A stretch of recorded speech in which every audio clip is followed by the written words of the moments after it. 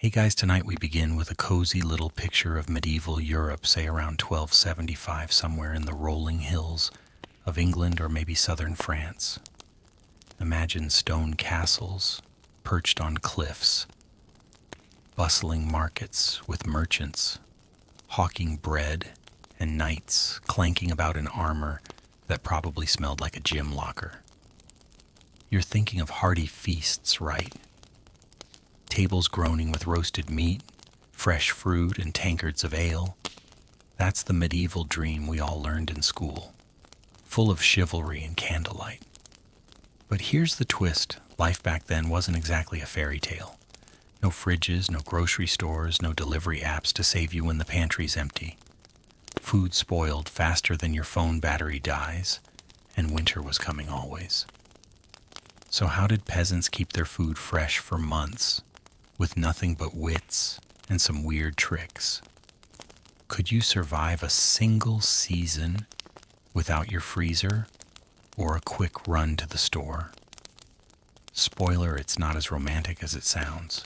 Picture yourself rubbing salt into meat until your hands ache, or praying your beans don't turn to mush before spring.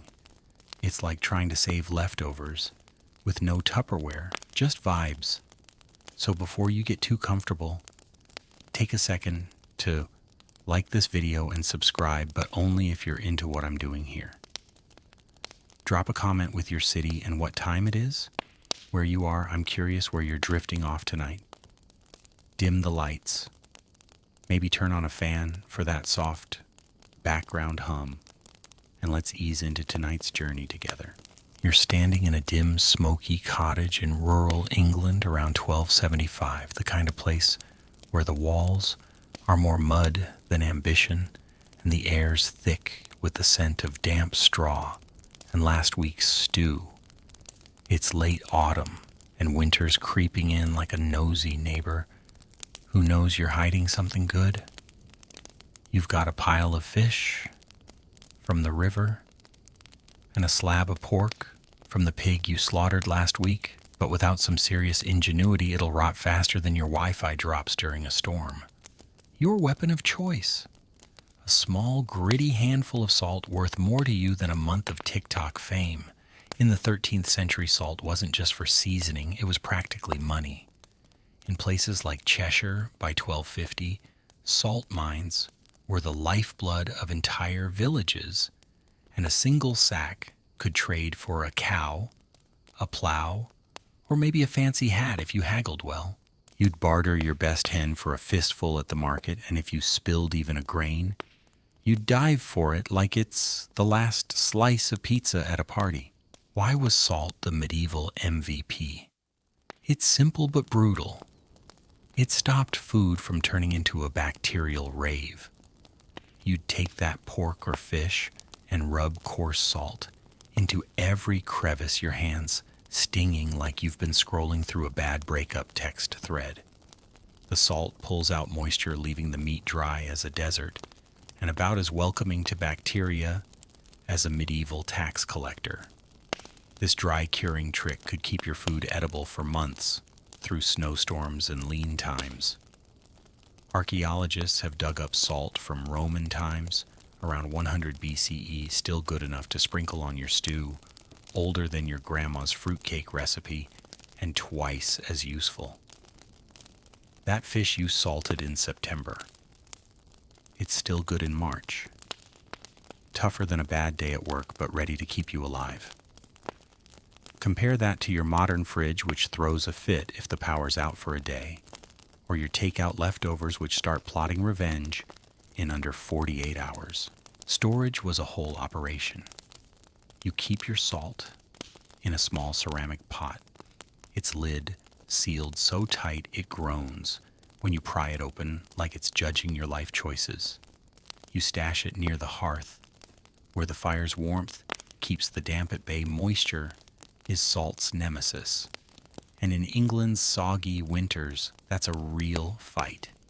If you drop a few grains on the floor, you're not just tossing them over your shoulder for luck, you're on your knees, scraping them up like they're the last bits of data on a dying phone. Historians still argue over whether villages like yours shared salt in communal pots or if every family hoarded their own stash like dragons guarding gold. Either way, it was your lifeline. One story from Yorkshire around 1300 tells of a family surviving a brutal winter on nothing but salted turnips and rainwater.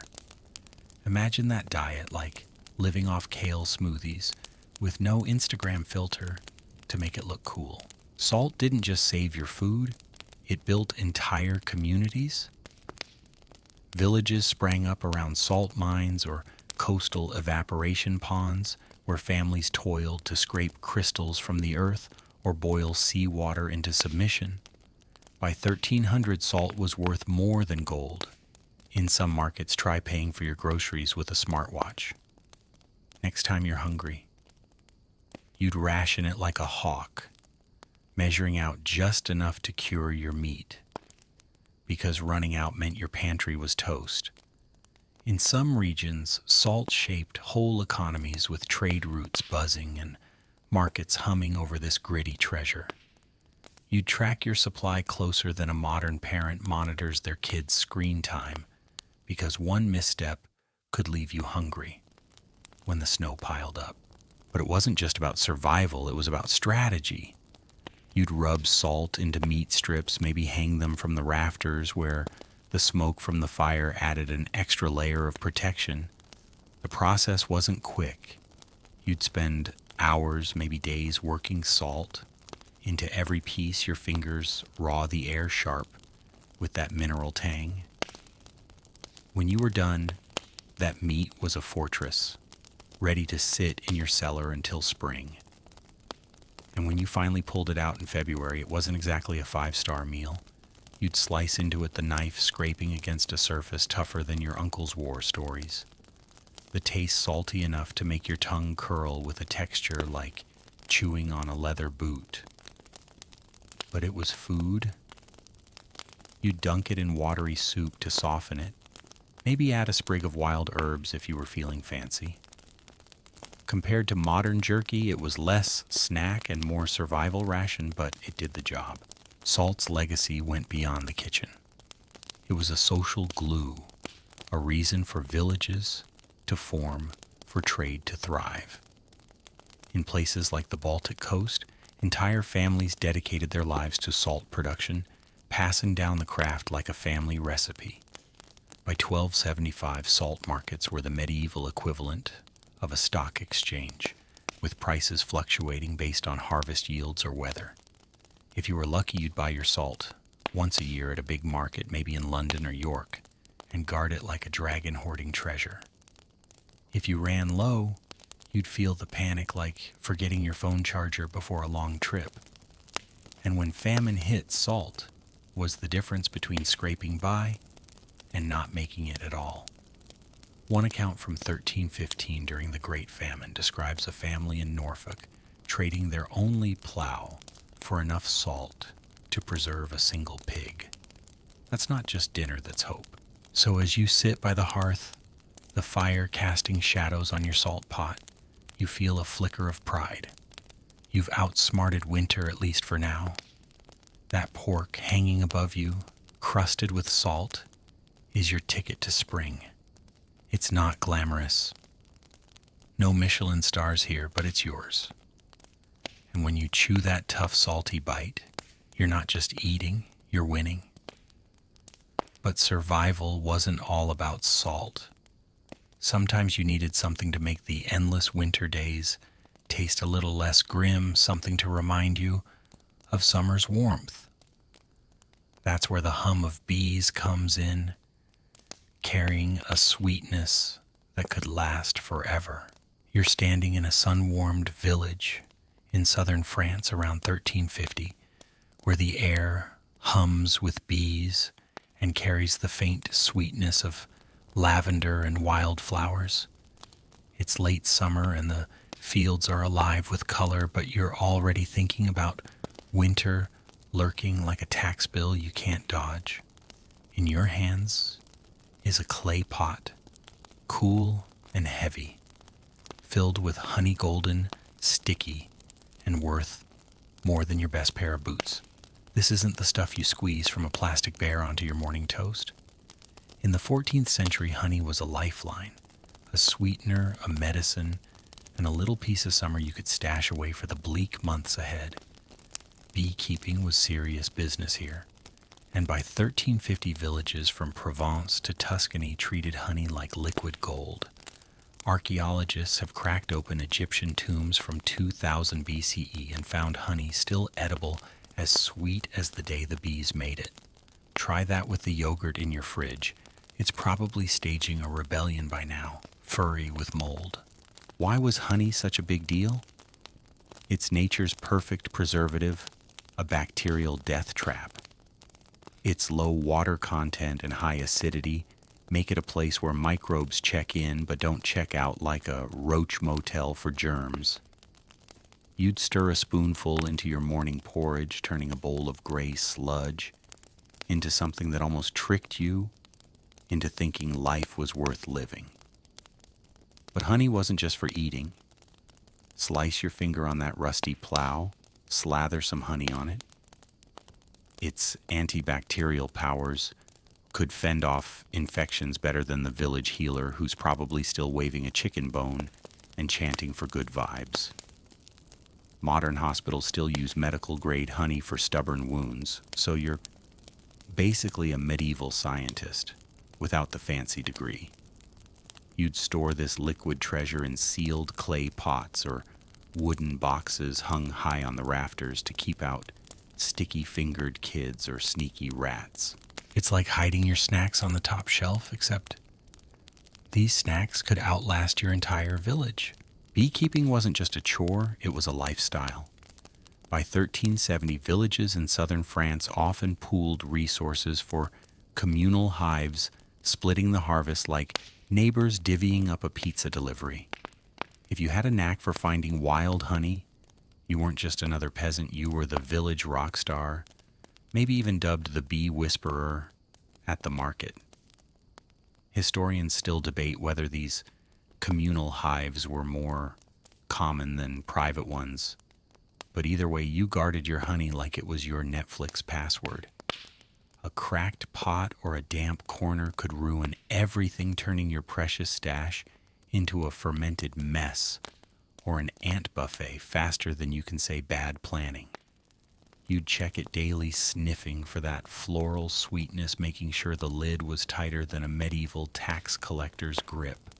The faint pop of the seal, when you opened it, was like cracking a safe, releasing a whiff of summer that made the cottage feel less like a damp cave.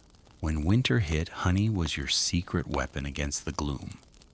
A single dollop in your gruel could make your kids stop whining for a solid 5 minutes, parenting gold in the 14th century. Or you'd mix it with wild herbs to soothe a cough, because the local cure was probably just pond water with a side of prayers. One tale from Provence around 1360 tells of a family trading a whole pig for a single jar of honey during a lean year. It's like swapping your car for a fancy latte today, but it kept them alive. Honey was versatile food, medicine, morale booster. You'd hang those pots near the ceiling, where the cool air kept them stable. And every time you pried one open, the sticky pop of the lid felt like a small victory. The sweet floral scent would hit you, a reminder of summer, when the world was green and less miserable. Harvesting honey, though, was no picnic. You'd face swarms of angry bees with nothing but a cloth over your face and a whole lot of nerve. One sting too many, and you're cursing in Old French while your neighbor snickers from a safe distance. Still, it was worth it. That honey could last years, even decades, without a speck of mold. Compare that to your fridge's fruit drawer, where strawberries go fuzzy faster than you can say expiration date. Honey was your backup plan, your emergency fund, your medieval energy gel for when life felt like one long Monday. You'd spoon it out sparingly, maybe mix it with crushed walnuts for a rare treat, or smear it on a wound to keep infection at bay. It was a small luxury in a world that didn't do luxury, a sweet escape from the endless grind of survival. And it wasn't just about you and your family. Honey built communities. Villages revolved around those hives with families taking turns tending them, sharing the sticky spoils based on who pitched in the most. A good honey harvest could mean the difference between a winter of grim porridge and one with a hint of joy.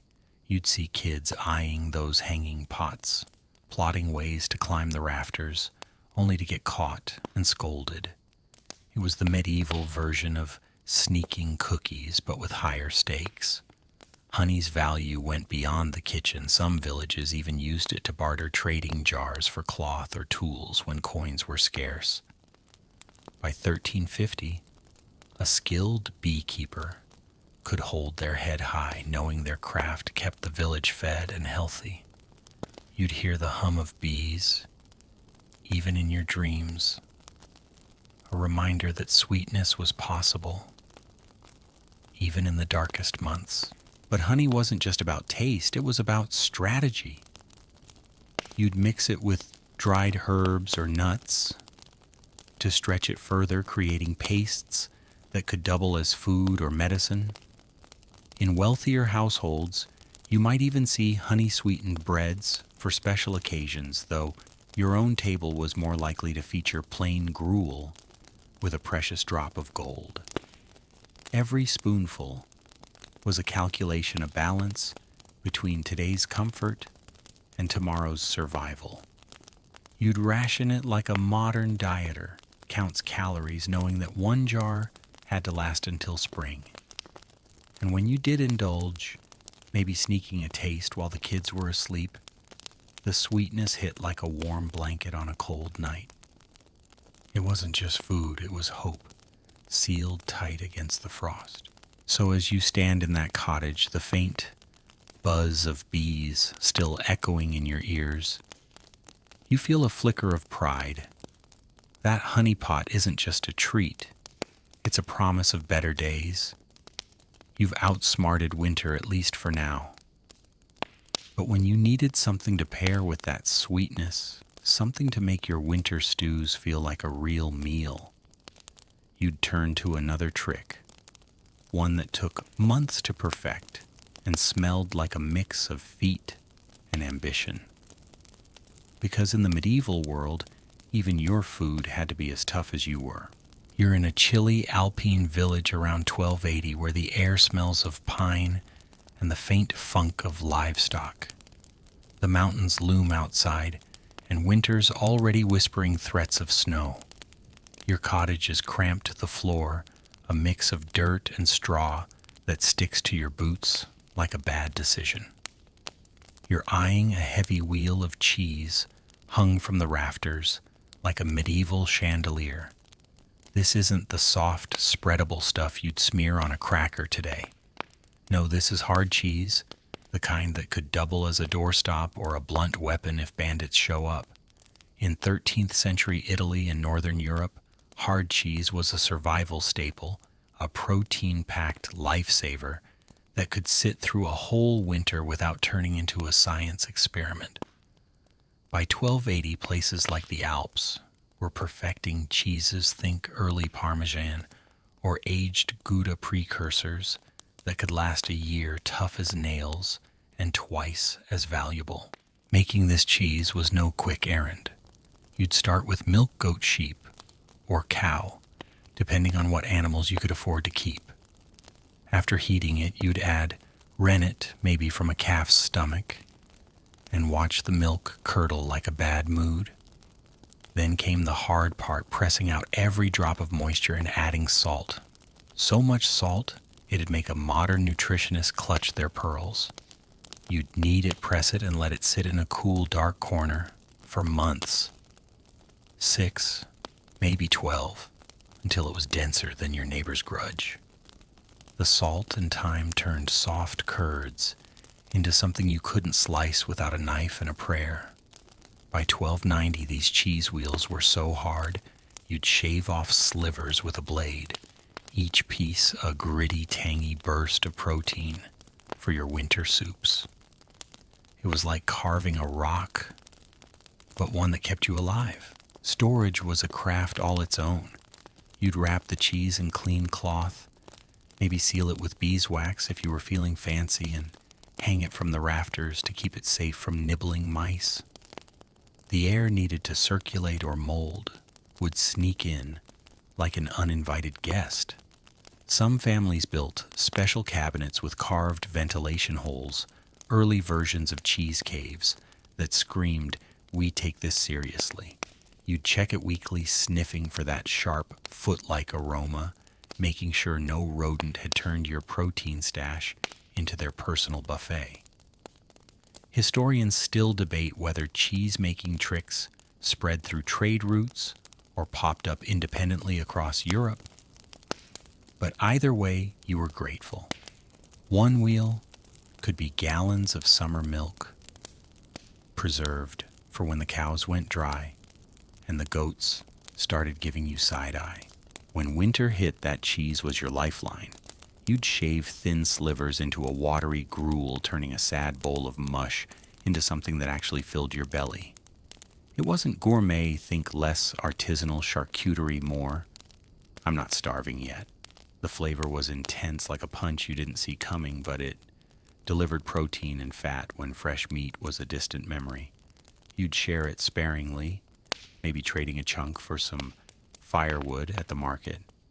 One story from Lombardy around 1300 tells of a family surviving a brutal winter on cheese shavings and dried peas. Imagine that, like living off protein bars and regret no Instagram to make it look aesthetic. Compare that to your fridge's deli drawer where cheese grows fuzzy in a week, or your sad desk lunch that doesn't survive the afternoon. Cheese wasn't just food, it was a flex. A single wheel was a status symbol, proof you'd planned ahead while others scrambled. You'd hang it high out of reach of kids and rats, and every time you cut into it, the knife's scrape against that rock-hard surface was a reminder of your foresight. It wasn't just calories, it was power. In some villages, cheese was so valuable it doubled as currency, traded for tools or cloth when coins were scarce. And yeah, it was tough to chew. Bite into it wrong, and you're risking a tooth. Medieval dental care was less smile bright and more hope for the best. You'd soak it in soup or ale to soften it, savoring the salty tang. Like it was a fine wine, though, it probably tasted more like regret and feet. The process was anything but glamorous. Milking goats in the freezing dawn. Your hands numbed the animals crankier than a toddler without a nap. Pressing cheese was backbreaking, and the smell. Let's just say your cottage wasn't winning any air freshener awards.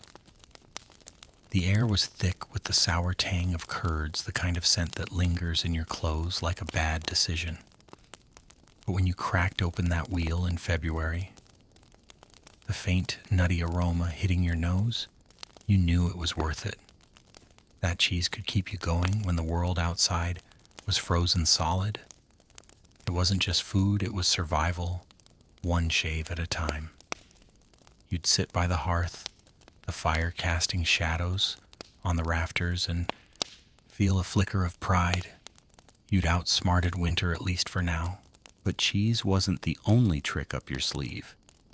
When you needed something to stretch even further, something that didn't need a knife or a prayer to eat, you'd turn to a tiny powerhouse that could outlast even the toughest winter. These were small, unassuming, but packed with enough nutrition to keep you plowing fields or dodging tax collectors. They weren't much to look at, but in a world where hunger was always knocking, they were your best friend. You're in a bustling village in 14th century Germany around 1320, where the air smells of freshly turned earth and the faint smoke of hearth fires. It's late autumn, and the fields are alive with peasants hauling in the last of the harvest, their hands rough from work and worry. Winter's shadow looms like a debt you can't pay, and you're sorting a pile of dried beans, lentils, and peas in a woven sack. Each one a tiny, hard-won promise of survival. These aren't the sad canned beans you'd find in a modern pantry forgotten next to expired soup. In medieval Europe, dried legumes were the ultimate survival food, small but mighty, capable of lasting years if you played your cards right. By 1320, villages from Germany to the Mediterranean leaned on these nutritional powerhouses to get through lean times. Their resilience, a quiet defiance against hunger. Compared to your fridge's leftovers, which turned green faster than a bad mood, legumes were practically immortal, ready to outlast the toughest winters. Harvesting legumes was a communal grind. You'd spend late summer in the fields, yanking up bean pods or pea vines under a relentless sun, your back aching like you'd been doom-scrolling X for hours. The plants were tough, their roots clinging to the soil, like they knew winter was coming too. Once gathered, you'd spread the pods on cloths or wooden racks to dry, turning them daily to banish every trace of moisture. A single damp bean could ruin the whole batch, turning your stash into a moldy disaster faster than a wet phone fries its circuits. You'd shell them by hand, the rhythmic pop of pods, a village soundtrack, kids and elders pitching in while gossiping about the Lord's latest tax hike. By 1340, a well-stocked legume supply was your insurance against starvation, a pantry fortress when snow buried the fields and markets shut down. Storage was a science you couldn't afford to mess up. You'd pour the dried legumes into clay pots with tight lids or woven sacks hung high on the rafters to keep mice at bay. Those little pests eyed your beans like kids staring at a locked candy jar, but they rarely broke through the tough skins. You'd check your stash weekly, running your fingers through the cool, dry grains, sniffing for any musty hint of trouble. A damp corner or a cracked pot could spell disaster, like forgetting to save your work before a crash. You'd store them off the ground, maybe in a loft where the air was dry and the straw floor's dampness couldn't reach. One tale from Bavaria around 1350 tells of a family surviving a brutal famine on lentil stew alone, like living off protein shakes, but with no blender or gym bro vibes to make it cool. Cooking legumes was a test of endurance. You'd soak these rock-hard nuggets overnight in a clay bowl, the water turning cloudy as they softened just enough to avoid breaking your teeth. Then came the boiling hours over the hearth, the pot bubbling like a grumpy volcano, filling the cottage with an earthy, slightly bitter steam. Skip the soak, and you're in for a digestive nightmare. Medieval bean soup could turn your home into a gas station with no warning. You'd toss in whatever you had, wild onions, a sprig of thyme, maybe a scrap of salted pork, if you were feeling fancy. The result was a thick, hearty stew that stuck to your ribs, warming you from the inside when the wind howled outside. For the elderly with teeth worn down from years of gritty bread, you'd grind the beans into a rough flour, stirring it into soups for easier eating. It wasn't gourmet, think less, farm to table and more. Please don't let me starve, but it delivered protein and carbs when meat was a distant memory. Legumes were more than food, they were a way of life. Villages planned their planting around them, rotating fields to keep the soil fertile, a trick you learned from watching crops fail. You'd trade a sack of lentils for a jug of ale or a new sickle because coins were as rare as a good harvest. The texture wasn't exactly a crowd pleaser, chewy, sometimes gritty like eating determination itself, but when you ladled that steaming stew into a wooden bowl, the earthy aroma rising with the smoke, you felt like you'd won. It wasn't just dinner, it was a middle finger to hunger. Compared to your instant ramen, which goes soggy in a week if you're not careful, legumes were a time capsule ready to deliver when the pantry was bare. The work was relentless. Harvesting meant days bent over in the fields, your hands stained green from pea vines, the sun burning your neck. Drying was a family affair with kids, turning pods while you shoot off birds and bugs. Shelling left your fingers sore, the pile of empty pods growing like a monument to your labor. But when you sealed that sack, the faint rustle of beans settling, you felt a spark of pride. You'd turned summer's bounty into winter's shield. Legumes were versatile, boiled into stews, ground into flour, even sprouted for a rare, fresh bite in spring. You'd see neighbors eyeing your stash, jealous of your foresight because a full pot meant you'd make it to spring, while they begged for scraps. And legumes weren't just practical, they were communal. Entire families gathered for the harvest, swapping stories. Under the stars, the air filled with the soft crackle of pods. You'd help your neighbor dry their peas, knowing they'd return the favor when your beans were ready. The faint clatter of legumes in a pot was a sound of survival, tying you to every other cottage in the village.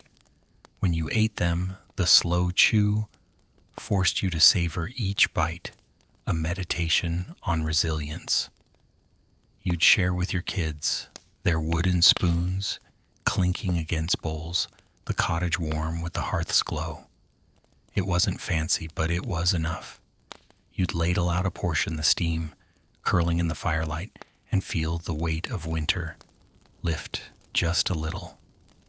So as you sit by the hearth, the faint earthy scent of beans lingering, you've got hunger beat for now. You've built a stockpile tougher than the season itself. But when you needed something to sop up that stew, something that could last just as long without turning into a moldy mess, you'd reach for a loaf that was less bread and more medieval brick. You're in a windswept village in northern Europe, perhaps Scandinavia or Germany, around 1260. The air bites with the chill of late autumn, carrying the scent of damp rye fields and wood smoke that curls from every chimney. Your cottage is a creaky shelter of timber and straw, the floor a mess of dirt that clings to your boots like a grudge. You're kneading a heavy, sour lump of dough, your hands stiff from the cold, the tangy smell of fermentation filling the room. This isn't the fluffy, store-bought bread you'd slice for a modern sandwich gone moldy in a week. This is black bread, a rye-based sourdough, so dense it could double as a weapon, the backbone of medieval diets across the north. By 1260, villages from Denmark to Prussia relied on this tough, sour loaf to survive winter, its natural acidity, letting it last weeks in cool conditions. Compared to your pantry's soft bread, which sprouts green fuzz faster than you can say toast, black bread was a survivor ready to outlast the harshest seasons. Making black bread was a ritual steeped in sweat and patience. You'd start with rye flour, coarse and gritty ground from grains you harvested under a relentless summer sun. The key was your starter, bubbling sour mix of flour and water, alive with wild yeasts and bacteria passed down from your grandmother like a family secret. That starter wasn't just dough. It was a living thing, fed daily, coddled like a pet you couldn't afford to lose. You'd mix it with more flour and water, adding a pinch of salt if you could spare it, and knead until your arms screamed the dough fighting back like it had opinions.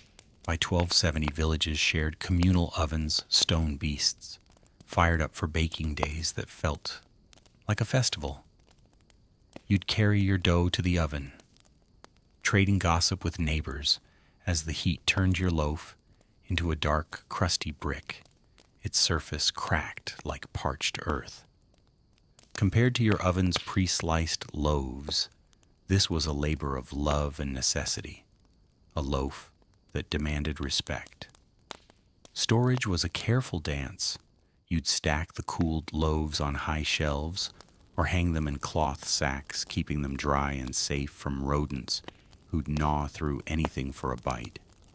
The crust was your shield, hard as armor, protecting the dense, slightly chewy inside for up to a month if you kept it cool. You'd check them weekly, sniffing for that sharp, yeasty tang, running your fingers over the crust to feel for damp spots that could invite mold.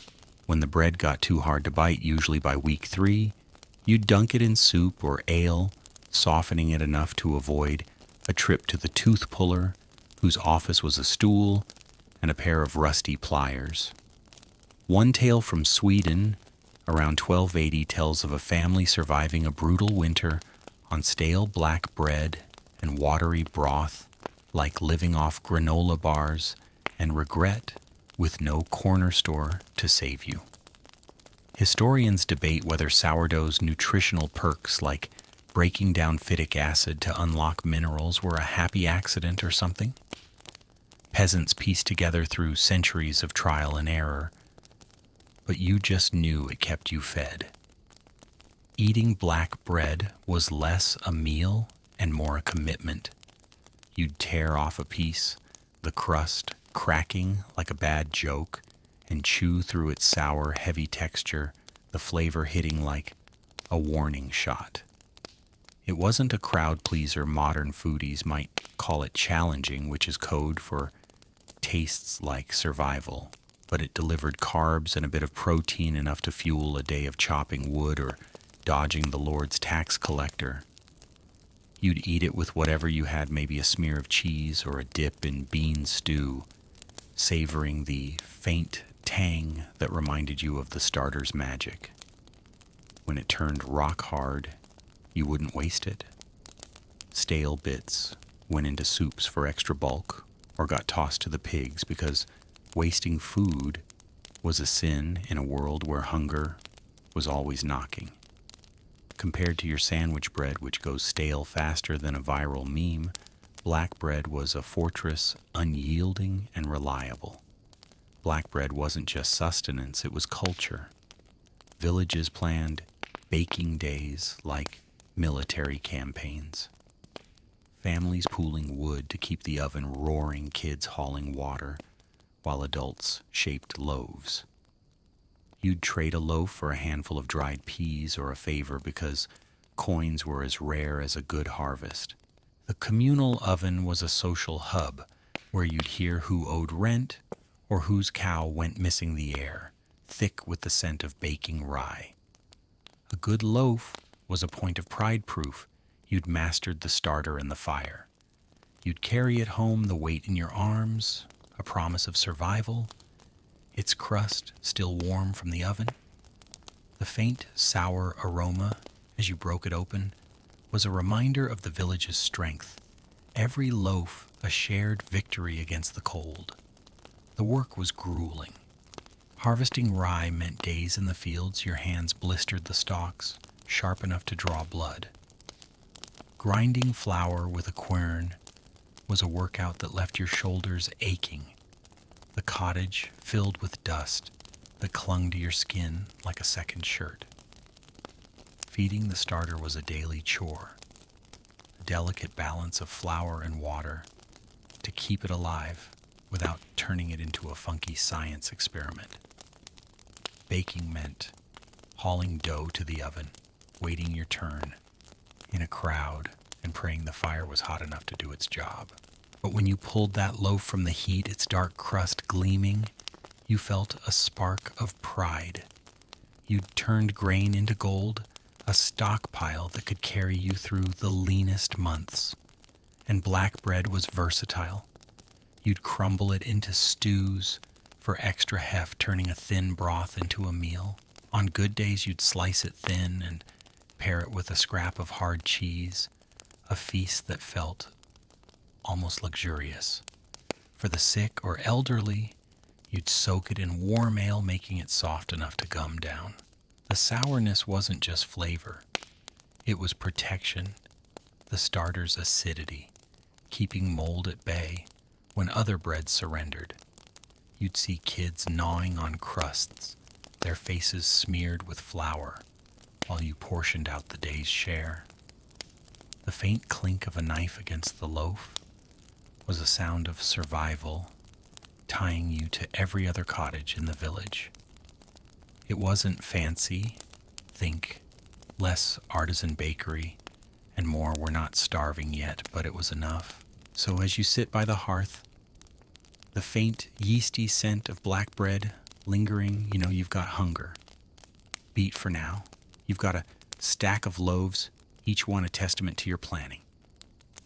Are you still awake? Or are you drifting off dreaming of loaves heavy enough to sink a ship? If you're still with me, let's move to something with a bit more bite. Something that could last through winter and still pack a punch when you needed it most. You're in a rugged village in Eastern Europe, maybe Poland or Hungary, around 1330.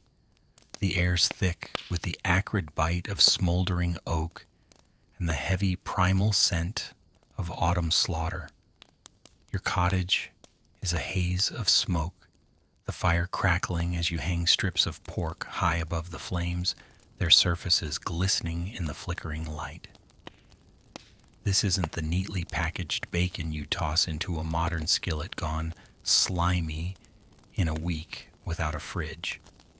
This is dried meat, the medieval fast food that could keep you fed through a brutal winter, tough enough to survive a journey, or a lean month when hunger stalked like a tax collector at dawn. By 1330, peasants across Europe were masters at turning fresh kills into leathery rations that lasted months without spoiling. Compared to your deli meat, which turns into a science experiment, faster than you can say sandwich dried meat, was a warrior ready to outlast the harshest seasons. Making dried meat was a gritty hands-on process that started with slaughter. You'd butcher a pig or goat, your knife slicing through muscle and fat, every cut a race against rot in the warm autumn air. You'd trim the meat into thin strips, discarding nothing that could be saved, your hands slick with blood and your cottage smelling like a butcher shop with questionable hygiene. Then came the salt, coarse, gritty crystals. You'd rub into every crevice until your fingers stung, like you'd been scrolling through a heated X thread. The salt wasn't just seasoning. It was a preservative, sucking out moisture and leaving the meat as dry as a bad joke. You'd layer the strips in a wooden trough, letting them cure for days the salt, pulling out water until the meat was tough and shriveled. Next, you'd hang them in a smokehouse or near the cottage chimney, where smoldering hardwood oak or applewood coated them with antimicrobial compounds and a smoky flavor that screamed survival. By 1345, some families built dedicated rafters for smoking, turning their homes into meat-drying hubs. Compared to your microwave jerky full of additives, this was pure, hard-earned sustenance. The process wasn't quick. Curing took a week, smoking another few days, and you'd check the strips daily, feeling their texture harden, sniffing for any hint of spoilage. The smoke was your ally, its chemicals sinking into the meat to fend off bacteria, but it came at a cost. Your cottage reeked the air thick with an acrid haze that clung to your clothes like a bad memory. You'd cough through the fog, your eyes watering, but you kept at it knowing each strip was a hedge against hunger. When done, the meat was leathery dark and tough enough to test your teeth, but it could sit in storage through spring without turning. One story from the Baltic around 1350 tells of a traveler crossing frozen plains with nothing but dried beef strips to keep him going like a medieval energy bar, but with more grit and no shiny wrapper. Historians debate whether regional smoking styles like cold smoking in the north versus air drying in the South shaped trade preferences, but you didn't care about the politics. You just knew a strip could fuel a day's work or a desperate trek. Storage was a game of strategy.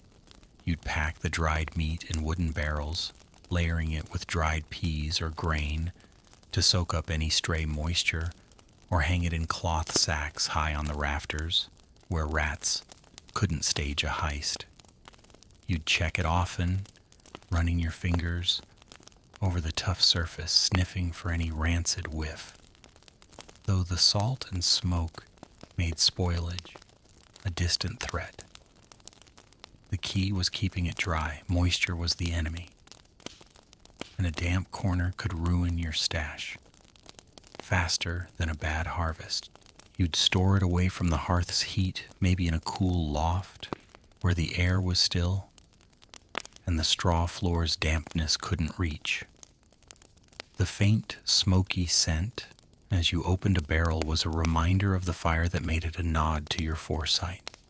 Compared to your fridge's cold cuts, which demand constant chilling dried meat, was a nomad, ready for the road or the leanest months.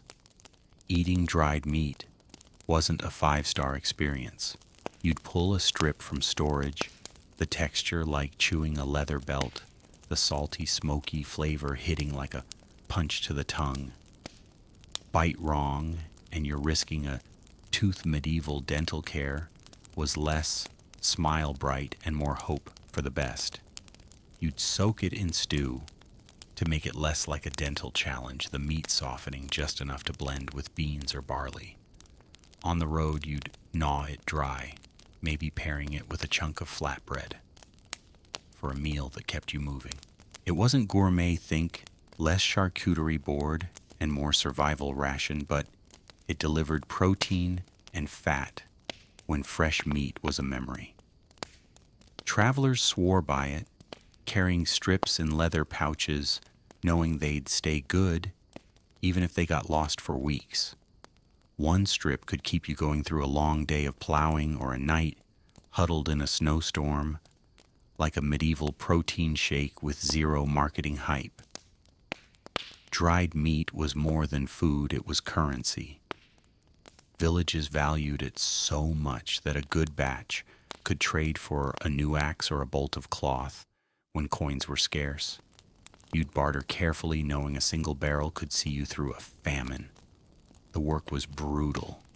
Slaughtering meant blood and mess, and smoking turned your cottage into a haze that left you coughing for days. You'd burn your fingers on the fire curse in whatever dialect you spoke and keep going, because wasting meat was like throwing out a paycheck. But when you hung those strips, their faint weight swaying above the fire, you felt a spark of pride. You'd turned a fleeting kill into a lasting shield against hunger. The faint, smoky aroma as you pulled one down was a promise of survival, a quiet boast to neighbors who hadn't planned as well. And dried meat was communal. Villages timed their slaughters for autumn families, sharing the labor-swapping cuts and stories by the fire. You'd help your neighbor smoke their meat, knowing they'd return the favor when your goat was up. The faint crackle of the fire and the smell of smoking pork tied you to every other cottage, a shared rhythm of survival. When you ate it, the slow chew forced you to savor each bite, a meditation on resilience. You'd share with your kids, their faces lit by the hearth, the cottage warm, despite the frost outside. It wasn't fancy, think less gourmet jerky, and more, we're not starving yet, but it was enough. You'd tear off a piece, the faint snap, a sound of victory, and feel the weight of winter lift just a little. So as you sit by the hearth, the smoky scent of dried meat lingering, you know you've got hunger beat for now. You've built a stockpile tougher than the season itself. But when you needed something to wash it down, something that could turn bones into nourishment with just a spark of fire, You'd reach for a trick that was pure medieval genius. You're in a cramped cottage in Britain around 1295 where the air's heavy with the primal scent of boiling bones and the sharp tang of wood smoke. It's autumn and the slaughter's done. Every scrap of the pig you killed is being put to use because wasting anything in this world is like throwing out your only pair of boots. You're stirring a massive pot over the hearth where bones have been simmering for hours, filling the cottage with a rich, meaty steam that clings to the walls. This isn't some fancy stock for your Sunday soup, the kind you'd whip up in a modern kitchen and freeze. This is bone broth, boiled down into wobbly, gelatinous cubes that could last months without spoiling a medieval instant soup that kept hunger at bay. By 1295, peasants across Britain were turning animal bones into portable, nutrient-packed survival food, as essential as salt or fire. Compared to your pantry's bouillon cubes, which lose their punch in a year, these broth cubes were a lifeline ready to feed you when the snow piled high. Making bone broth cubes was a labor of grit and patience. You'd start with the slaughter's leftovers, knobby joints, cracked ribs, anything too tough to eat straight. You toss them into a heavy clay pot with water, maybe adding a handful of wild herbs like thyme or sage if the forest was generous. The pot would simmer for a full day, sometimes two, the bones releasing their marrow and collagen until the broth thickened into a jiggly golden mass.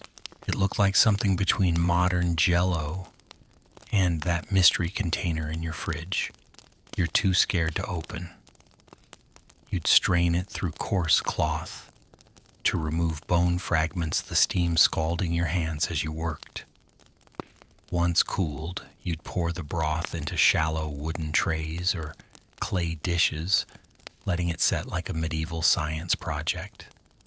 When firm, you'd cut it into small blocks and dry them near the hearth or in the sun until they were hard, waxy, and tough enough to store. By 1300, these cubes were a peasant's secret weapon. Drop one in hot water, and you had a meal no culinary skills needed. The process was a marathon. Simmering meant hours tending the fire, adding wood to keep it steady, your eyes stinging from smoke, and your arms aching from stirring. The cottage smelled like a butcher's stall, the kind of odor that seeped into your clothes and dreams. You'd skim off fat to save for cooking, leaving the broth clear and rich. Drying the cubes was another challenge. Too much heat and they'd crack. Too little and they'd stay sticky, inviting mold like a bad guest.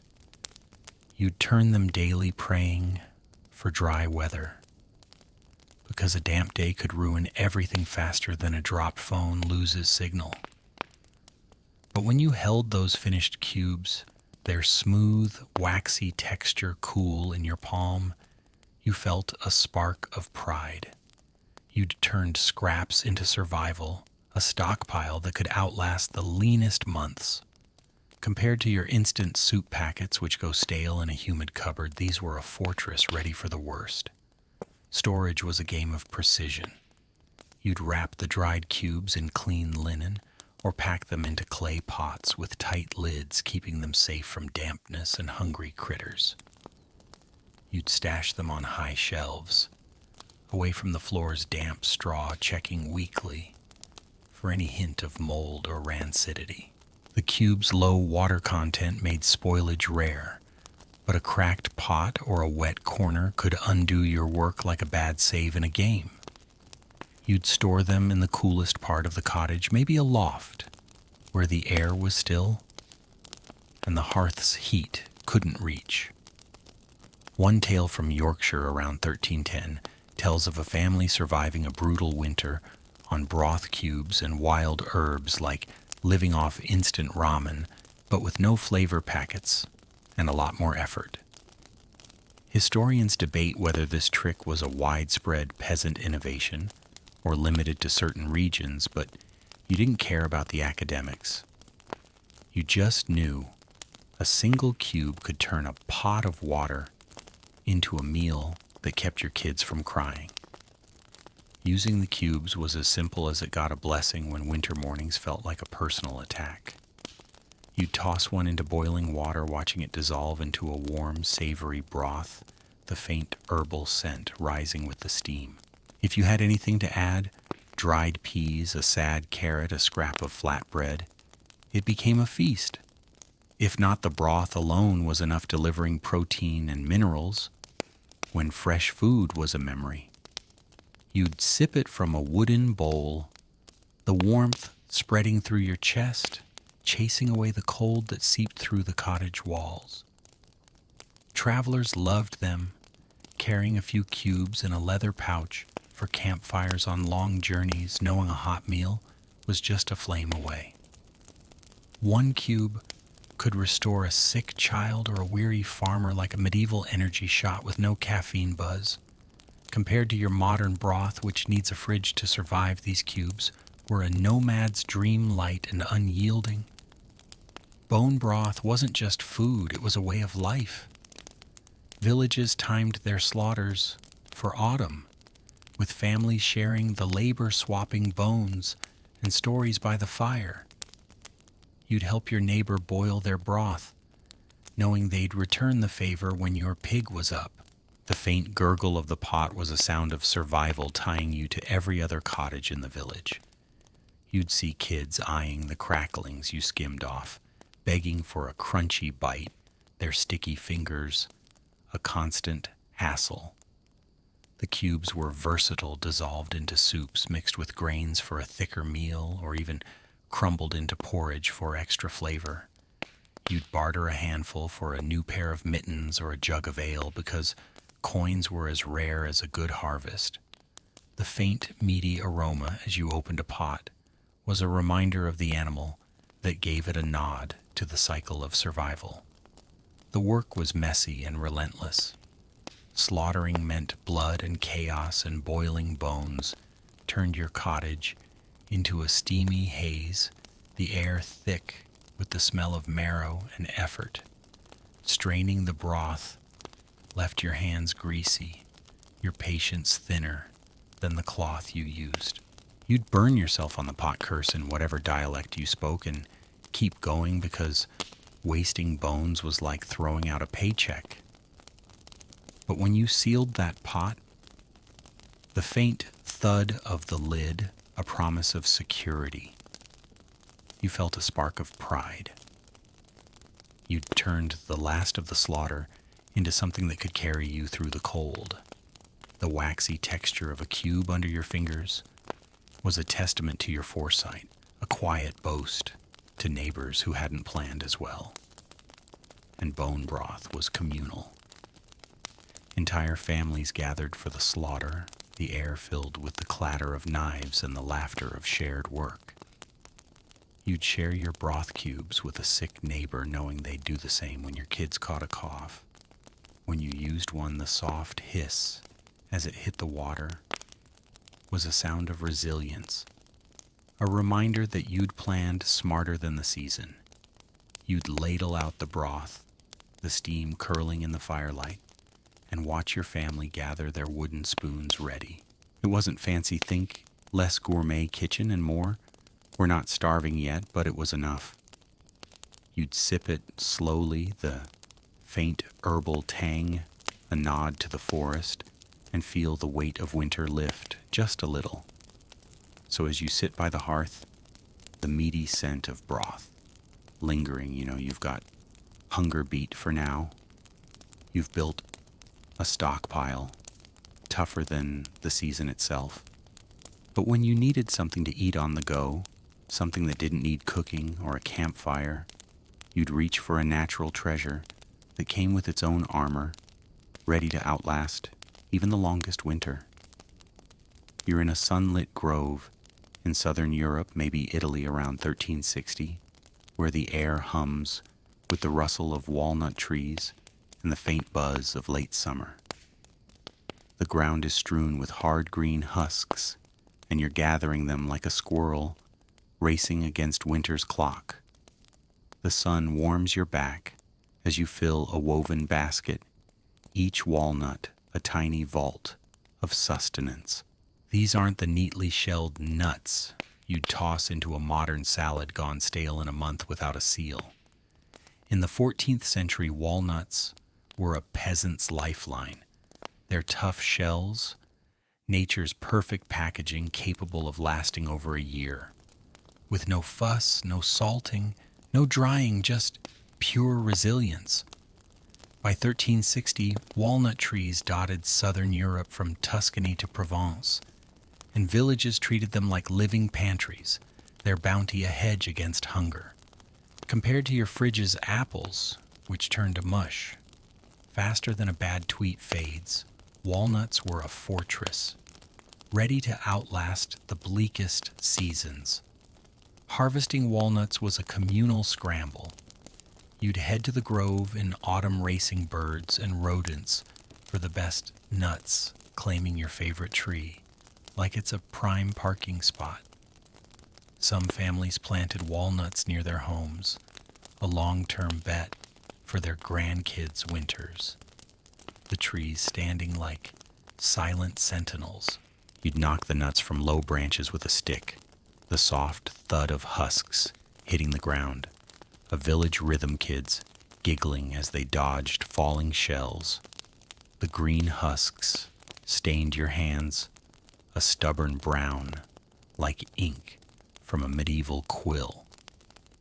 And you'd peel them off to reveal the hard woody shells inside.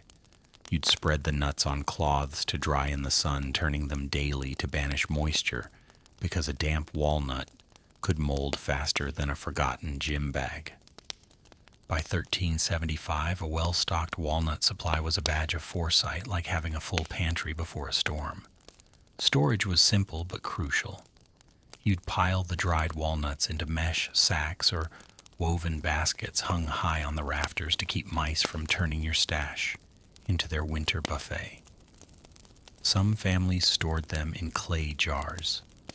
The faint clatter of shells, a reassuring sound when you checked for pests.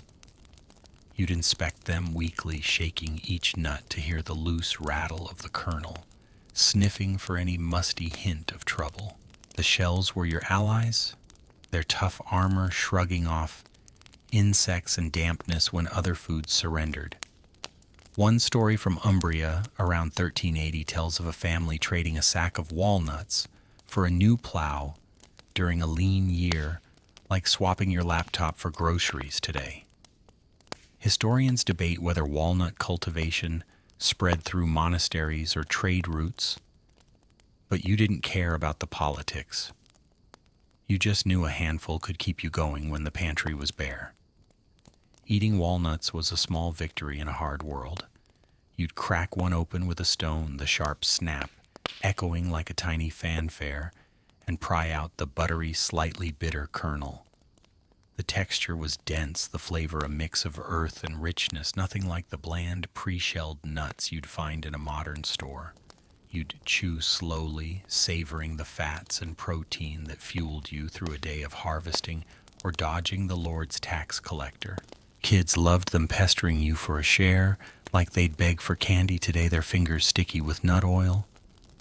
For pregnant women or the sick, walnuts were a prized treat, hoarded for when bodies needed extra strength.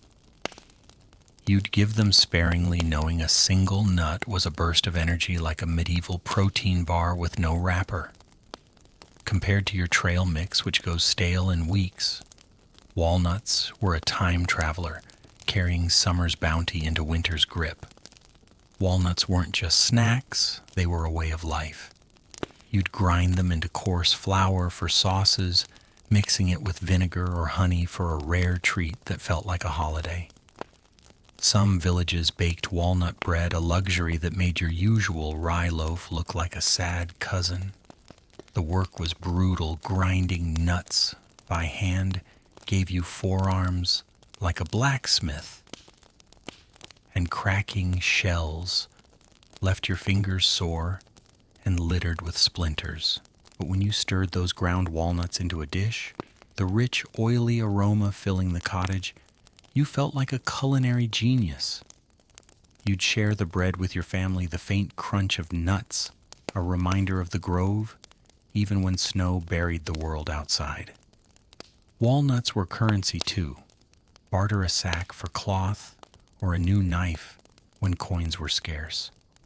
A good harvest could earn you respect, maybe even a nickname like Nut King at the market. The harvest wasn't glamorous. You'd spend days in the grove, your back aching from bending the sticky husks, leaving your hands raw. Drying meant constant vigilance, turning nuts under the sun, shooing off birds and bugs like a grumpy gatekeeper. You'd haul heavy baskets back to the cottage, your arms screaming, the air thick with the green, earthy scent of husks. But when you hung those sacks, the faint rustle of shells settling, you felt a spark of pride. You'd turned nature's gift into a stockpile that could outlast the seasons. Walnuts were versatile, eaten whole ground, into meal or pressed for oil in wealthier homes. You'd see kids sneaking a few their faces lit with mischief while you portioned out the day's share. The faint, nutty aroma as you cracked one open was a promise of survival, a quiet boast to neighbors who hadn't planned as well. And walnuts were communal. Entire families gathered for the harvest, the grove alive with laughter and squabbles, the air filled with the soft thud of falling nuts. You'd help your neighbor collect their share, knowing they'd return the favor when your tree was ready. The work tied you to the village, each nut a shared victory against hunger. When you ate them, the slow chew forced you to savor each bite, a meditation on resilience. You'd share with your kids their wooden bowls piled with cracked shells, the cottage warm with the hearth's glow. It wasn't fancy, think, less gourmet trail mix and more.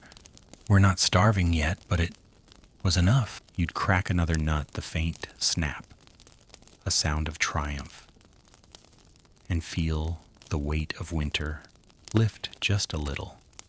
So as you sit by the hearth, the rustle of walnut sacks above you, you know you've got hunger beat for now. You've built a stockpile tougher than the season itself. But when you needed something to preserve your summer harvests, something sharp enough to keep food safe and your spirits sharper, you turned to a liquid that was practically immortal in its own right. You're in a sun-soaked village in southern France around 1285, where the air carries the sharp tang of fermenting grapes and the hum of late summer.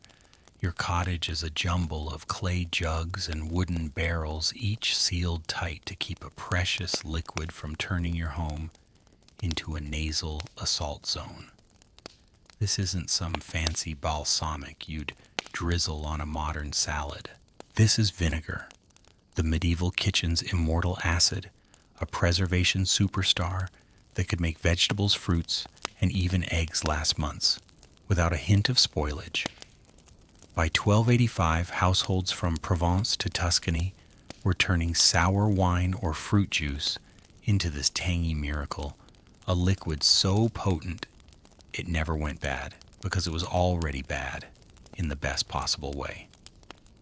Roman vinegar from 100 CE, found sealed in archaeological digs, was still usable, sharp enough to make your eyes water across centuries. Compare that to your fridge's pickles, which give up after a month if you're lucky. Making vinegar was almost an accident at first. You'd leave a jug of wine or beer open too long, and it'd sour into something that smelled like regret but worked like magic. Soon you're doing it on purpose, letting alcohol ferment in barrels, with special bacteria stirring it under the Mediterranean sun, until it's sharp enough to clear your sinuses. The science is simple. Vinegar's high acidity creates a kill zone for bacteria, like a medieval bouncer tossing out unwanted guests. You'd pour it over summer vegetables, cucumbers, onions, anything you could scavenge, turning them into pickles that laughed at winter's hunger. Eggs, too, could sit in a vinegar bath for months, safe from rot. It was your pantry's bodyguard, keeping food edible when the snow piled high and the markets shut down. Storage was a balancing act. You'd keep vinegar in sealed ceramic jugs or wooden barrels, sometimes glass, if you were fancy enough to afford it. The key was a tight seal, not to protect the vinegar, which could outlast your entire bloodline, but to stop its fumes from making your cottage smell like a foot bath gone wrong. You'd stash these containers in cool corners away from the hearth's heat, checking the seals like a paranoid parent checks their kid's phone. An open jug could clear a room faster than a modern air freshener gone rogue. One story from Marseille around 1290 tells of a family pickling an entire season's cabbage crop, with vinegar surviving a lean winter on tangy, crunchy meals like living off sauerkraut with no grocery store to back you up. Historians debate whether vinegar's medical uses, like treating wounds or lice, came from keen observation or just desperate folklore. But you knew it worked. Vinegar wasn't just for food. You dip a cloth in it to clean rusty tools, scrub your cooking pots, or even douse your hair to fend off lice. Medieval multitasking at its finest. A splash on a cut could sting like a broken promise, but keep infection at bay better than the village healer's herb paste that smelled like despair. It was a kitchen catch-all, as versatile as your modern all-purpose cleaner, but with a bite that could wake the dead. You'd pour it carefully, wincing at the sharp fumes that hit your nose like a warning shot, knowing every drop was a shield against hunger. Compared to your pantry's condiments, which expire faster than your gym membership, vinegar was a time traveler ready to save your dinner or your scalp. The process wasn't glamorous. Fermenting vinegar meant your cottage smelled like a winery with an attitude, and stirring those barrels under the hot sun left you sweaty and cranky. You'd strain the liquid through cloth, your hands stained and stinging, praying the batch wouldn't turn too weak to do its job. But when you sealed that jug, the faint clink of the lid was a promise of security. You'd pickle everything you could, carrots, turnips, even wild greens, knowing they'd be waiting when the frost came. The tangy crunch of a vinegar-soaked onion was a small victory, a reminder of summer's bounty when the world outside was gray and unforgiving. Travelers carried small vials of vinegar, knowing a splash could make questionable water safer or turn foraged plants into a meal. Vinegar's value went beyond the kitchen. In markets, a jug of good vinegar could trade for cloth tools or a few eggs because coins were as rare as a good day's weather. You'd barter carefully, knowing a single batch could last years if stored right. The sharp scent lingered in your cottage, a constant reminder of your ingenuity. You'd pour it sparingly, measuring it out like a miser, because wasting vinegar was like tossing out a winning lottery ticket. It wasn't just a preservative, it was a way of life, a liquid that tied your summer harvests to winter's survival. And when you needed something to drink, something safer than the murky stream outside, you'd turn to a brew that kept your whole family alive, even the kids. You're in a lively village in England around 1325 where the air smells of fermenting barley and the faint smoke of hearth fires. Your cottage is a clutter of wooden mugs and clay jugs, the floor sticky from a recent spill. Outside, the village pond looks like a health hazard, and you're not about to risk a sip. Instead, you're pouring a cloudy, low-alcohol brew from a jug ale, the medieval drink that kept everyone from kids to grandparents alive. This isn't the craft beer you'd sip at a modern brewery, all hoppy and pretentious. In the 14th century, ale was a survival tool, safer than water and as essential as air. By 1325, villages across England brewed it in every home, a daily staple, with just enough kick 1 to 3% alcohol to kill off bacteria without getting you tipsy. It was the medieval equivalent of bottled water, but with a yeasty tang that made you feel briefly alive. Brewing was a woman's domain, and you're probably an alewife stirring a bubbling pot of malted barley and water over the fire. The process starts with boiling, which zaps pathogens, followed by fermentation with wild yeast that turns it into a cloudy, slightly fizzy drink. No hops yet, those don't catch on until the 15th century. Instead, you flavor it with groot, a mix of herbs like bog myrtle or heather, giving it a taste like weird herbal tea crossed with liquid bread.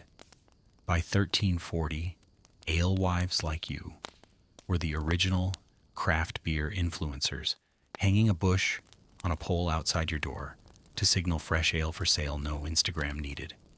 One batch could feed your family and earn you a few coins from neighbors desperate for something safe to drink.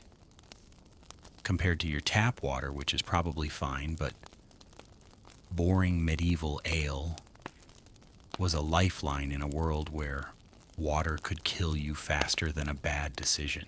Storage was straightforward but crucial. You'd keep ale in sealed clay jugs or wooden barrels stashed in cool corners to slow fermentation. You'd check them daily, sniffing for that yeasty, slightly sour aroma, making sure the seal held tight.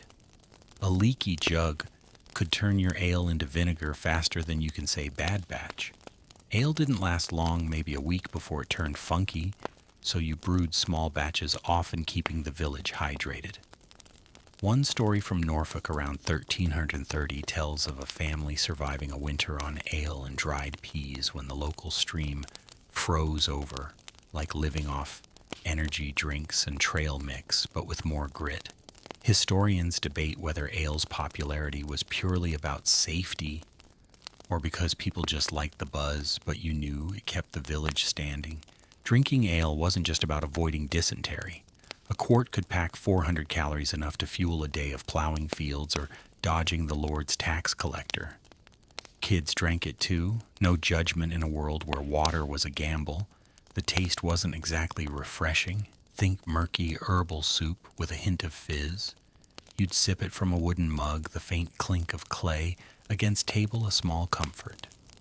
Travelers carried small jugs on journeys, knowing ale was safer than any roadside stream. It wasn't just hydration, it was survival, a liquid meal when solid food was scarce. Compared to your fridge's energy drinks, which are all sugar and hype, ale was a workhorse, keeping you going without the crash. Brewing wasn't glamorous. The barley had to be malted, soaked, and dried, a process that left your cottage smelling like a damp barn.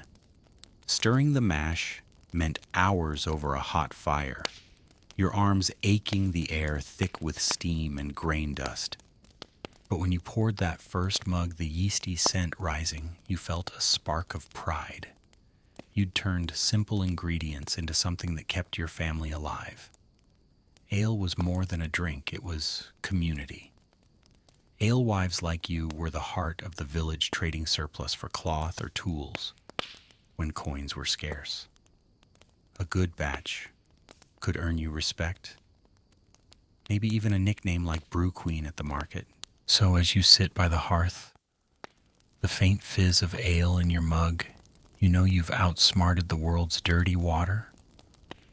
But are you still awake? Or are you drifting off, dreaming of a cloudy mug in a village that smells like barley? If you're still with me, let's move to something that could sit on a shelf for months, ready to whip up a meal when hunger came knocking. You're in a rugged village in northern Europe, maybe Scotland, around 1275, where the air smells of damp oats and the faint smoke of a dying hearth fire. Your cottage is a drafty mess, the straw floor clinging to your boots. Like a bad habit, you're sifting a coarse, dusty mix from a woven sack. Ground oats, dried thyme, and a pinch of powdered wild greens. This isn't some instant oatmeal packet you'd zap in a modern microwave. This is porridge, mix the medieval instant food that could sit on a shelf for months and still deliver a belly-filling meal with just hot water and a prayer. By 1275, villages from the highlands to Norway relied on these grain blends to survive winter when fresh food was as rare as a sunny day. It was the kind of meal that didn't excite you. It just happened to you, a gritty hug from a world that didn't care if you were hungry. Making porridge mix was a labor of foresight. You'd start with oats, the tough, cold, loving grain that thrived in these soggy fields. After harvest, you'd dry them thoroughly, then grind them into a rough powder using a hand-powered quern, your arms burning like you'd been scrolling X for hours.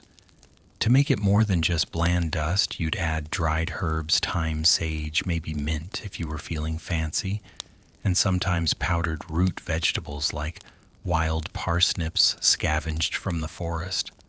The mix was a survival cocktail packed with enough carbs and micronutrients to keep you plowing fields or dodging the Lord's rent collector. By 1280, every household had their own recipe tweaked with whatever scraps they could dry and grind. Compared to your pantry's instant noodles, which lose their crunch in a month, this mix was a fortress ready for the leanest times. Storage was a science. You'd pour the mix into tightly woven cloth sacks or sealed wooden boxes hung high on the rafters to keep rodents from turning your winter stash into their personal buffet. You'd check it weekly, sniffing for the earthy herbal scent, making sure no dampness had crept in to spark mold. A single wet sack could ruin months of work, like forgetting to save your game before a boss fight. One tale from the Orkney Islands around 1290 tells of a family surviving a brutal winter on porridge mix and ale alone, like living off granola and coffee, but with no caffeine kick to make it fun. Historians debate whether these mixes were standardized across regions or wildly different based on local harvests, but you didn't care about the theory. You just knew a bowl of porridge could silence a growling stomach. Cooking was so simple, you could do it half asleep, which was handy when winter mornings felt like a personal attack. You'd scoop a handful of mix into a pot, add hot water, and stir over the hearth until it thickened into a warm, lumpy mush. In good times, you might splash in some milk or a drip of honey for flavor. In lean times, water alone did the trick. The result wasn't gourmet, think less cozy breakfast and more edible glue, but it filled you up and kept you moving. You'd eat it from a wooden bowl, the faint herbal tang cutting through the oat's heaviness. Each spoonful, a reminder you'd planned smarter than the guy next door who was already out of food. Compared to your microwave oatmeal, which demands a PhD to avoid turning into cement, this was peasant-proof, ready in minutes. Porridge mix wasn't just food, it was strategy. Villages planned their harvests around grains like oats or barley, with entire families out, drying herbs in the sun, gossiping as they worked. You'd trade a sack of mix for a jug of ale or a new pair of mittens, because coins were as rare as a good harvest. The mix's adaptability was its genius. It could be a hearty breakfast, a quick lunch, or a desperate dinner, depending on what you had left. For kids or the elderly, it was a lifesaver, easy to chew, easy to digest, unlike the rock-hard bread that sent you to the tooth puller. You'd see mothers spooning it into fussy toddlers the cottage filled with the soft clink of wooden spoons, against bowls a sound as comforting as the meal itself. The work wasn't glamorous. Grinding oats by hand was a workout that left your shoulders screaming and drying. Herbs meant days of babysitting them in the sun, shooing off birds and bugs. The cottage smelled like a mix of dust and hay clinging to your clothes like a bad memory. But when you hung that sack high, the faint rustle of grains settling, you felt a spark of pride. You'd turned summer's scraps into winter's survival. It wasn't just a meal, it was a promise, a guarantee you'd make it to spring.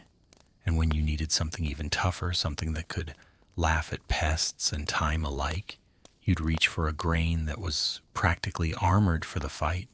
You're in a windswept village in Eastern Europe, maybe near the Baltic coast around 1335.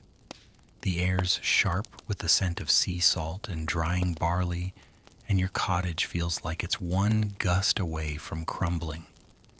You're sifting through a clay pot filled with whole barley grains, each one a tiny armored warrior against hunger. This isn't the polished stuff you'd toss into a modern soup. In the 14th century, whole barley was a peasant's ultimate backup, a grain so tough it could outlast pests, moisture, and even your own bad decisions.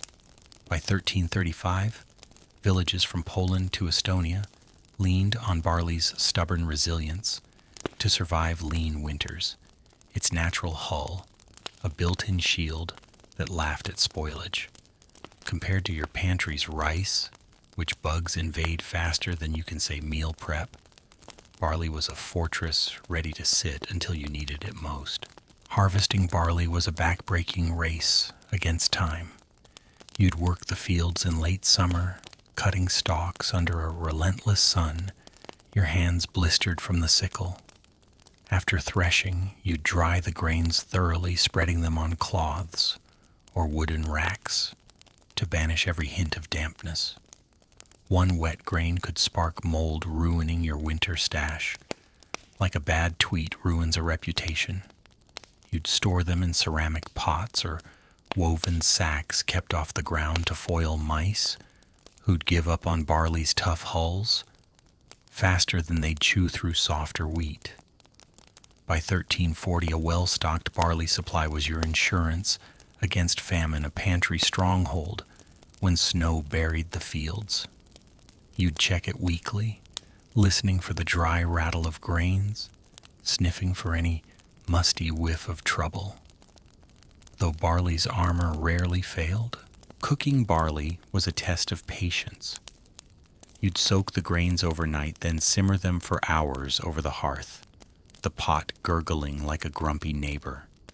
The result was a chewy porridge, nutty, and filling that could keep you plowing fields longer than a modern office worker lasts without coffee. You'd mix it with wild herbs or a scrap of salted meat if you were lucky, turning it into a stew that stuck to your ribs.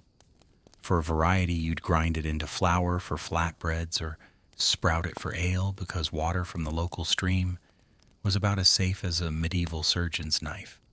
One tale from Lithuania around 1350 tells of a family surviving a brutal winter on barley porridge and broth, like living off granola bars and grit no energy drink to make it palatable. Historians debate whether barley's dominance came from its climate adaptability or cultural preference, but you just knew it kept your family fed. Barley wasn't just food, it was a lifeline. A single pot could fuel a village through lean months, its protein and carbs, a slow burn for hard labor. You'd trade a sack for a new cloak or a jug of vinegar because coins were scarcer than a good harvest. The texture wasn't exactly gourmet, think chewing gravel with a side of determination. But when you ladled that steaming porridge into a bowl, the faint, nutty aroma rising, you felt like you'd won. It wasn't just dinner. It was defiance against a world that wanted you hungry. Compared to your instant rice, which clumps in a week if you're not careful. Barley was a time capsule ready to deliver when the pantry was bare. The work was relentless. Harvesting meant days in the fields, your back aching, the sun burning your neck. Drying grains was a family affair, with kids turning piles while you shooed off birds. Storing it meant constant vigilance. Mice were crafty, and a damp floor could ruin everything. But when you sealed that pot, the faint clink of clay, a promise of security, you knew it was worth it. Barley's hulls were like medieval Kevlar, keeping insects at bay when other grains surrendered. You'd see neighbors eyeing your stash, jealous of your foresight, because a full pot meant you'd make it to spring, while they begged for scraps. It was more than food, it was power, a quiet boast that you'd outsmarted the seasons. And barley wasn't just for eating. You'd sprout it for malting, turning it into ale when water was too risky, or mix it with legumes for a stew that could feed a crowd. Villages planned their harvests around it, with entire families out, threshing under the stars, gossiping about the Lord's latest tax hike. The faint rattle of grains in your pot was a sound of survival, a reminder that you'd built a buffer against the cold. When you ate it, the chewy texture forced you to slow down each bite, a meditation on resilience. You'd share it with your kids, their wooden spoons clinking against bowls, the cottage warm with the hearth's glow. It wasn't fancy, but it was yours. So as you sit by the fire, the barley's earthy scent lingering, you feel a flicker of pride. You've got a stockpile tougher than the winter itself. But when you needed something quick, something you could cook anywhere, with just a spark, you'd reach for a food that was ready for the road, as tough as the journeys it fueled. You're in a dusty village along a Mediterranean trade route, maybe southern France or Italy around 1290. The air smells of baked earth and the faint char of open fires, and your cottage is a cramped haven of straw and stone. You're stacking flat round discs of bread on a wooden shelf, each one hard as a shield and twice as reliable. This isn't the soft sliced loaf you'd grab from a modern grocery store gone moldy in days. This is flatbread, the medieval traveler's staple, a no-nonsense food that could last weeks and survive journeys rougher than a bad day on X. By 1290, from the Crusades to local pilgrimages, flatbread fueled everyone from merchants to peasants, baked dry to outlast hunger itself, compared to your pantry's bread, which sprouts green fuzz faster than you can say sandwich. This was a warrior ready for the road, or the leanest winter. Making flatbread was brutally simple. You'd mix barley rye or wheat flour, whatever you could scrape together with water and a pinch of salt, kneading it into a stiff dough that fought back like a stubborn mule. No yeast, no fuss. This wasn't about fluff. It was about survival. You'd roll it thin, slap it onto a hot stone or iron griddle over an open fire, and watch it harden into a crisp, golden disc. By 1300, every village had its own method, some adding herbs like rosemary or thyme for flavor, others keeping it plain as a monk's prayer. The key was baking it bone dry, sucking out every drop of moisture so mold didn't stand a chance. Compared to your fluffy dinner rolls, which go stale before you finish the meal, flatbread was a time traveler ready to wait you out. Storage was a craft. You'd stack the discs in linen wraps or on high shelves, keeping them away from damp straw and greedy rodents. Some families tied them in bundles, hung from rafters like medieval laundry, letting air circulate to fend off spoilage. You'd check them weekly, sniffing for any musty hint of trouble, though the dry, crackly texture rarely betrayed you. One tale from Sicily around 1310 tells of a merchant crossing the Alps with nothing but flatbread and dried meat surviving weeks on what he could carry, like living off crackers and jerky, but with no gas station to resupply. Historians debate whether flatbread recipes spread via crusaders or evolved locally, but you didn't care about the origins. You just knew a stack of these could keep you fed when the world turned cold. Eating flatbread wasn't exactly a culinary delight. You'd break off a piece, the sharp snap, echoing like a promise, and chew through its gritty tooth-testing texture. Bite wrong, and you're risking a trip to the tooth puller whose office was a stool and a pair of pliers. To make it bearable, you'd dunk it in watery soup or ale, softening it into something less likely to crack your jaw. On the road, you'd eat it dry, maybe with a smear of honey or a scrap of cheese if you were lucky. It wasn't gourmet think, less artisan bakery and more edible plywood, but it delivered carbs and grit when fresh food was a distant memory.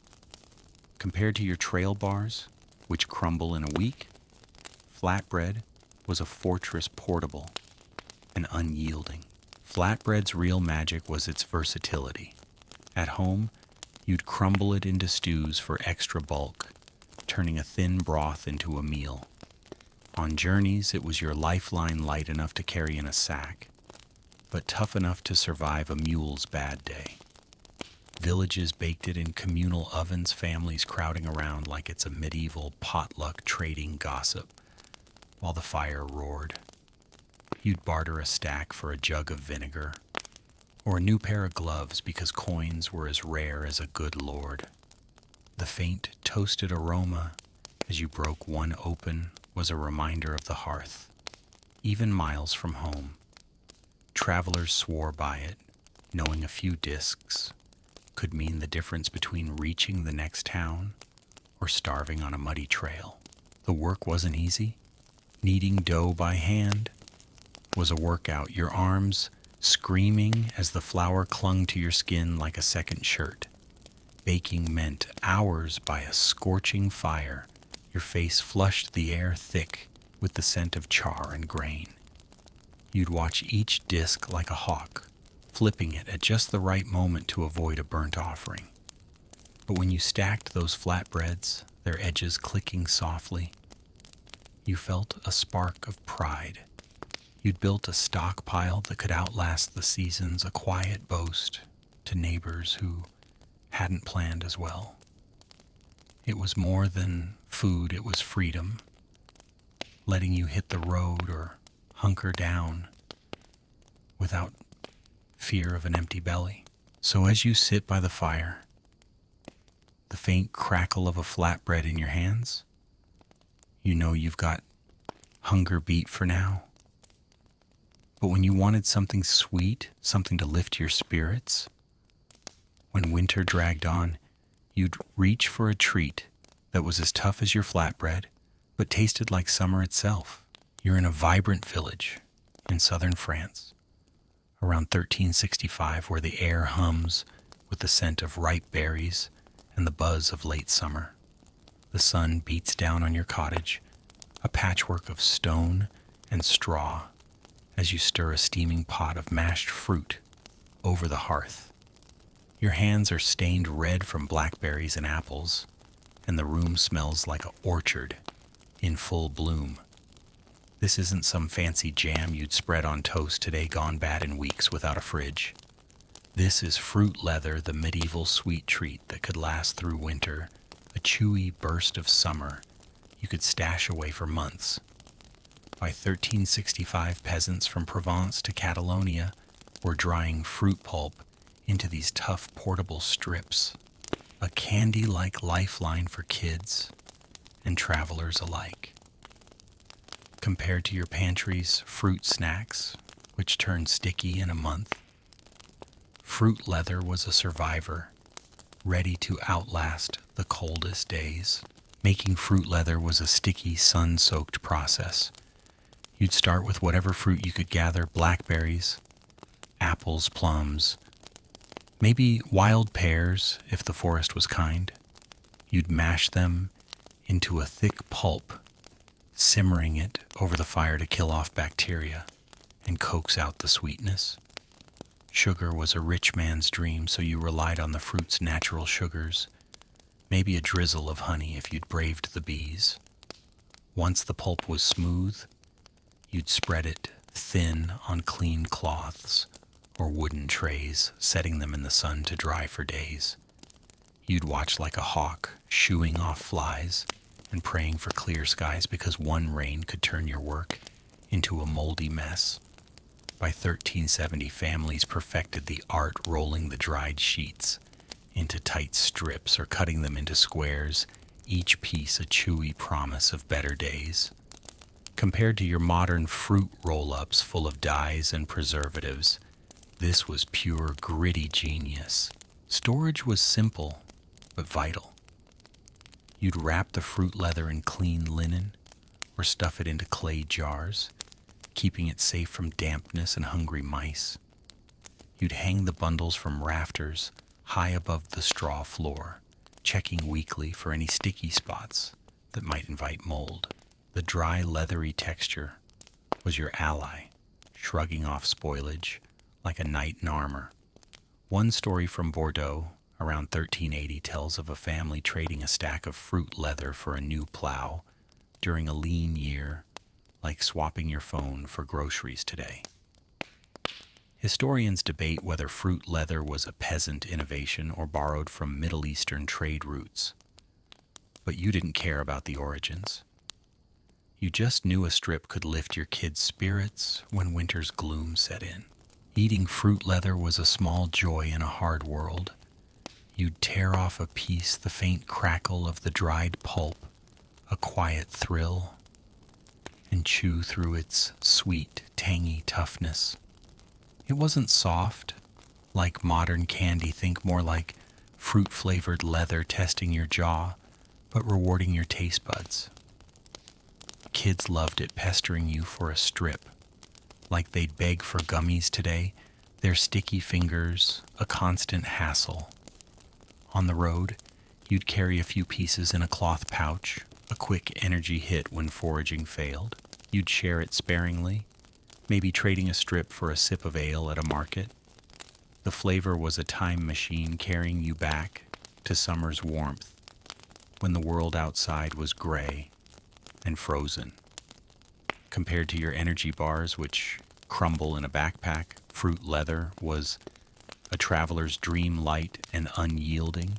Fruit leather wasn't just a treat, it was a lifeline. Packed with sugars and vitamins, a strip could keep you going through a long day of harvesting or dodging the Lord's tax collector. You'd give it to pregnant women or sick kids, knowing the fruit's nutrients could make a difference when fresh produce was a memory. Villages planned their harvests around it, with entire families out picking berries, laughing and squabbling under the sun. You'd see kids sneaking unripe plums, their faces puckered but grinning while you hauled baskets back to the cottage. The faint, sweet aroma of drying fruit filled the air, a promise of joy in the lean months. You'd barter a bundle for cloth or a new knife because coins were as rare as a good harvest. The work was messy and relentless. Mashing fruit meant hours over a hot fire, your arms aching, the cottage thick with steam and the cloying scent of cooked berries. Spreading the pulp was a game of precision. Too thick and it wouldn't dry. Too thin and it'd crack like a bad plan. Drying meant days of vigilance, turning trays and chasing off birds, your patience thinner than the pulp itself. But when you rolled those strips, their smooth, leathery texture cool in your hands, you felt a spark of pride. You'd turned summer's fleeting bounty into winter's treasure. It was more than food, it was hope. A sweet reminder that the sun would return. So as you sit by the hearth, the faint rustle of linen-wrapped fruit leather above you, you know you've got a secret weapon against the cold. But when you needed something to cook with something that could stretch every meal and last just as long, you'd reach for a substance that was as practical as it was messy.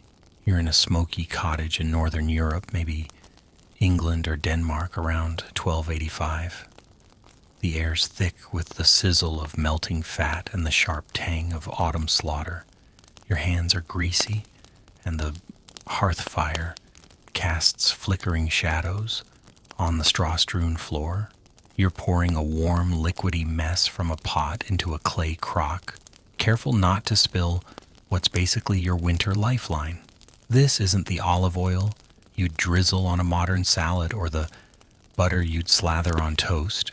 This is rendered fat pork lard beef tallow or sheep sweet, a medieval cooking oil that could last months without spoiling. By 1285, peasants across the north were turning every scrap of animal fat into a calorie-packed essential as vital for cooking as it was for survival.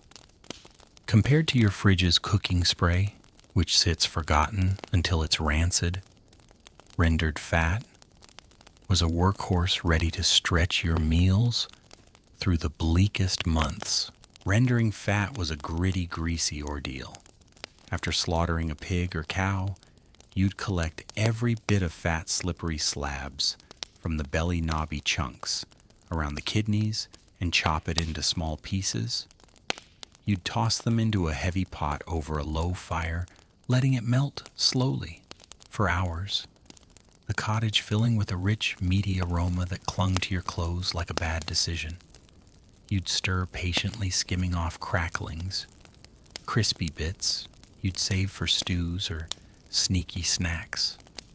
Once melted, you'd strain the liquid through cloth to remove impurities, pouring it into clay crocks, bladders, or even hollowed-out gourds. As it cooled, it hardened into a waxy, pale block, ready to seal out air and bacteria. By 1290, every household had their fat stash, a pantry fortress for when fresh food vanished. Compared to your vegetable oil, which goes off in a year, this stuff could last until spring if you kept it cool and dry. Storage was a game of vigilance. You'd keep crocks in the coolest corner of the cottage, away from the hearth's heat, often buried in ash or straw, to stay stable. Some families hung bladders of fat from rafters out of reach of rats who'd gnaw through anything for a taste. You'd check weekly, sniffing for any rancid whiff, though the rendering process made spoilage rare. A cracked crock or a damp spot could ruin everything, like forgetting to charge your phone before a blackout. One tale from Yorkshire around 1300 tells of a family surviving a harsh winter on barley porridge cooked in pork fat, like living off instant rice and bacon grease, but with no grocery store to resupply. Historians debate whether fat rendering was standardized across Europe or varied by region, but you didn't care about the details. You just knew a spoonful could turn a sad meal into something worth eating. Using fat was where the magic happened. You'd scoop a bit into a pan, watching it melt into a glossy pool, perfect for frying flatbreads or sizzling wild greens. It added richness to stews, making watery broth feel like a feast. Pork fat was your go-to for cooking at savory depth, a crowd pleaser. Beef or sheep, tallow with a heavier flavor, often went to candles or soap when food was plentiful. A single spoonful could stretch a meal, delivering calories that kept you plowing fields or hauling firewood. Compared to your cooking spray, which adds nothing but slip-rendered fat, was a nutritional powerhouse, packing more energy than a modern energy drink. You'd use it sparingly, measuring it out like a miser, because wasting fat was like tossing out a paycheck. Fat wasn't just for food, it was a Swiss Army knife. You'd rub tallow into leather to waterproof boots, smear it on tools to fend off rust, or mix it with ash for a crude soap that smelled like effort. In a pinch, you'd slather it on chapped hands or lips. A medieval lip balm with zero appeal but decent results. The faint, meaty scent, as you scooped it from the crock, was a reminder of the animal that gave it a nod to the cycle of survival. Villages valued it so much that a crock of good fat could trade for a new sickle or a bolt of cloth when coins were scarce. You'd see kids eyeing the cracklings, begging for a crunchy bite, their sticky fingers a constant hassle. It was the medieval equivalent of sneaking fries, small joys, in a world that didn't hand them out.